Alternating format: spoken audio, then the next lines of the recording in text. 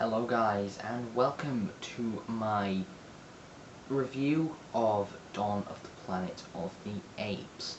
So what I've decided now, sorry about all the hand gestures, just tone down on that. So last time we did Transformers Age of Extinction and also gave it 8 out of 10. And now I look back on it, I think it should be a 6.5 out of 10, because it was a very, very average film. So that is the changed result. Now, what I'm going to do in this review, instead of talking about the acting like I did of Matt Wahlberg's acting, I don't really know much about acting, so I'm going to leave out the acting portion of all of these like reviews or first impressions or whatever you like to call it. And yeah, so let's get on with my review of Dawn of the Planet of the Apes. Okay, so the story is this. Okay, so what happened is, in the end of Rise of the Planet Apes, I don't know if you know this, but in the beginning they tested Caesar's mother this this like virus or like a substance to see if it would be safe for humans. Okay, so and then it turns out that we've created a virus. Scientists have created a disease, and it goes rampaging the whole world, killing everyone. It's just ridiculous. So pretty much everyone dies, and we meet up in the beginning of this film with the apes. We find out that 10 years later, after the events of Rise of the Planet of the Apes, we find out that Caesar and his ape civilization have created, well, sort of like a little village. It's made of like trunks, and it's got like a gateway and a rock for like Caesar to stand up and do speeches to, and it's just a really nice civilization. They think at this point in time that humans are extinct because it has been 10 years, and for the last 2 years they have not seen them, so they think they are dead. But of course we're not. We see these two apes. This one called Carver meets up with these two apes and points a gun at them. Yeah, it doesn't end well. He shoots it. All the apes hear. The other survivors come towards Carver, and basically all the apes surround them, and Caesar says, "Go!" So yeah, shouts go at them, and they're so surprised that they've heard an ape speak. So that is like the main part. After that, the survivors go back to the camp where they're all at. There's around about something like 200 people, I'd say. So 200 survivors at the camp, and basically it's within New York. So what happens then? All the apes, including Caesar, march towards the human stronghold, and Caesar speaks to them, and the humans are just terrified of Caesar.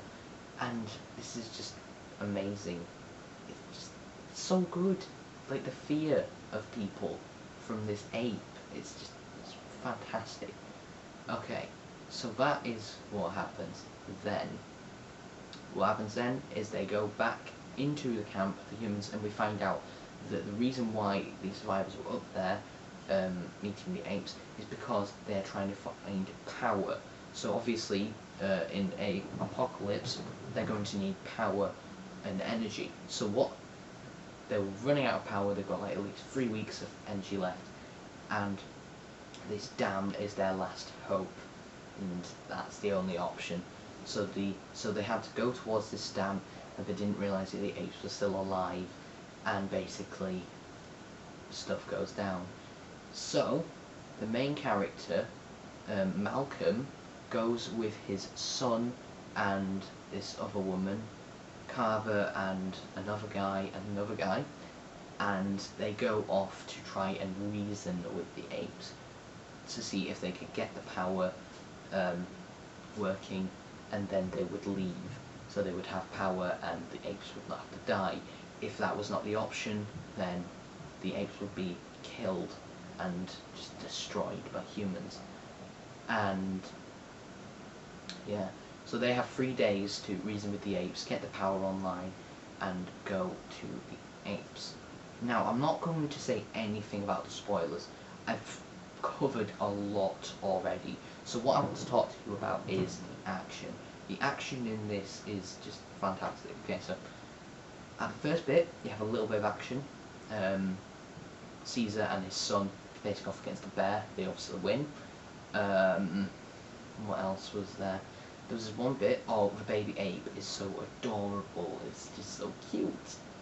But off of that part, Caesar and the apes are just so alive. They're filled with such human emotion. It's so good. Another thing I wanted to mention is the end battle. Now, I am going to call spoilers right now. Okay, so if you don't want spoilers for Dawn of the Planet of the Apes, then this is where you will cut off. Just turn off the video, or go to the very end where my verdict will be. So, I'm going to give you 5 seconds to leave. 5, 4, 3, 2, 1. Okay, you gone? Okay, good. So, this is the spoilers. There is this evil ape called Cobra, and basically, I think he was in the first one. He has experienced only hate from humans and not love like Caesar has. So he wants to just kill the humans. And what he does to make it look like the humans have killed Caesar is he kills Caesar, supposedly, shoots him in the shoulder, and then bang, Caesar is supposedly dead. He's dead on the ground, and yeah, the apes think that the humans have killed him because he puts Carver's hat with the gun, and they think that Caesar is dead and they're caused by humans. And so the apes, all in a furious rampage, go off and just attack the human base. It is incredible. This like siege that they have against the main gate is fantastic, because all the apes are like on horses and using guns, and it's awesome. It honestly is. Okay, just 1 second. Sorry about that. Yeah, it's still recording. I thought I might have stopped recording. Apologies. And this just massive siege just happens, and it's incredible. Like, once the film like is out, I assume it'll be on YouTube. Just watch that bit. It's incredible. And what happens is we think that the humans are going to win. They don't. The apes take over. They put humans in prisons. Cobra is like, now humans will know what it is like to live in cage. And they imprison them, and the apes that don't follow Cobra get put in a prison bus. At this point, Caesar is alive. The survivors have taken him to his old home. You know, in Rise of the Planet of the Apes, the main character, you know, he takes him in. And they take him back, and that's where his son learns that that's where he was raised. And there's some really good bits in it. Caesar's son releases them all, all of the apes that were, would not like obey Cobra, I suppose. Yeah, obey. And they go towards Caesar. Caesar leads the charge against this tower. Well, they go underground, this subway station, and they go up this tower, this massive tower, where Cobra and Caesar have a final fight, and it is a pretty cool fight, if I'm being honest. Also, what's happening at this point is the survivor who said, "Oh, I'll be back here in 3 days, or we'll kill all the apes," has planned to blow up all the apes by blowing up the tower, but obviously Malcolm will not let it happen and nearly shoots them all. But anyway, after the fight has happened between Cobra and Caesar, he explodes the tower. It blows up. This was unexpected from me. That I expect. English. I didn't expect this. Okay, this massive explosion happens and loads of apes are dead. And Cobra is, you know, that like point in like an actual like films that just happen all the time, when Cobra is just like hanging on a ledge and he's like, "Forgive me, pick me up," and then Caesar does like grab his arm, but then he looks at all the chaos that Cobra has done to all his friends, and then he says, "You are no ape." and then throws him down the hole and he dies. It's so good. And the ending is such a... Now, as you saw in my Transformers video, I was not happy how the sequel boasted. And in this one, it was okay, because, you know, it was fine. What they did in this one is the survivor who said, oh, you've got 3 days to reason the apes will kill him, has already called some army guys to come and kill all the apes and save the city. So the apes are going to have to prepare for war, and Malcolm obviously tells them that this massive army, that the people coming towards them to kill them all. And apologies, the recording just went off. Anyway, Caesar says, no, you must get out before the fighting begins. I am sorry, my friend. And then it zooms in, it zooms out, all the apes want to be forgiven. Like, what the apes do is they hold out their hand, and then Caesar, like, rubs their hand to, like, say that he's forgiven them. And all of the apes just hold their hands out like this. And it's just... it's so good, this film is so good, okay. And the end is just zooming into Caesar's eyes, which was the very beginning of the film, and then cut to black. And that is the sequel boasting. Now, this is going to be interesting. I like how they're going with this.